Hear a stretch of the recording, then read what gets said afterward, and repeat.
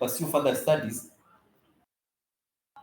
because by the time you finish your undergraduate, maybe you will be at the age of 23. So at the age of 23, maybe you say, let me just go and work for around maybe 2-3 years.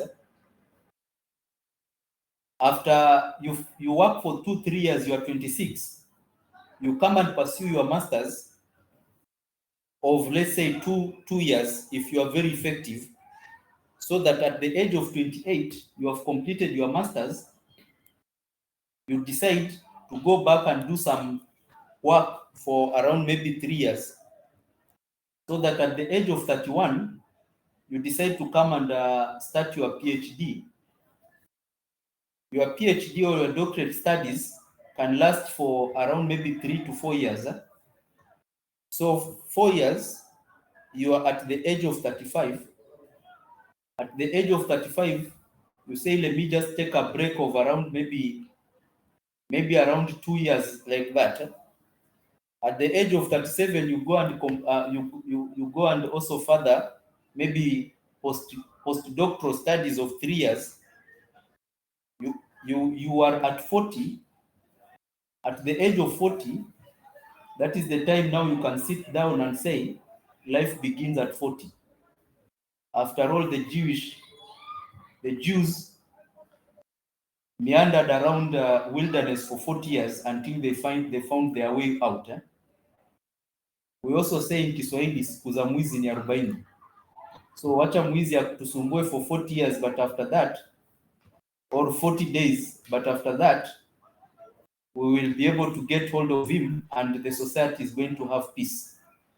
That is why 40 is a very unique year. So 40, that's when now you start your life. Then you wonder, what is the hurry for? Why should you just move up and down, unakimbia wapi?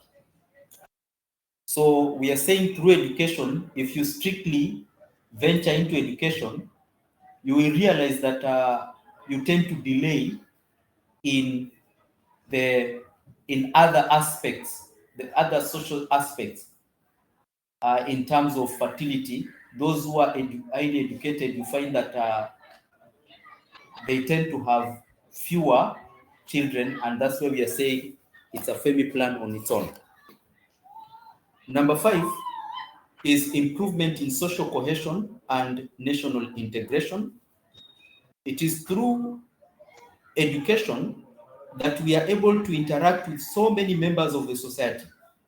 At primary, you are in a very remote village huko nyumbani kwenu huko. But when you succeed to move out of primary, you go to secondary, you find that it's very difficult to be in the same primary school, in the same village. So for your secondary education, you will move outside and interact with other community members. Kama wewe umetoka Ganze huko, ulikuwa una interact tu na Wagiriama peke yake. Ukitoka hapo, you realize that kumbe si Wagiriama peke yake, there are also other clans affiliated to the Mijikendas. When you go to university, you even interact with other ethnicities and even other races. So this brings intergenerational, it improves the national cohesion, because the biggest challenge is when you are already interacting with one community, your thinking is just hidden in that cocoon of that community. But as you move along the ladder, then you find that you interact with other ethnicities and communities, and then you get to understand them. And that brings national cohesion.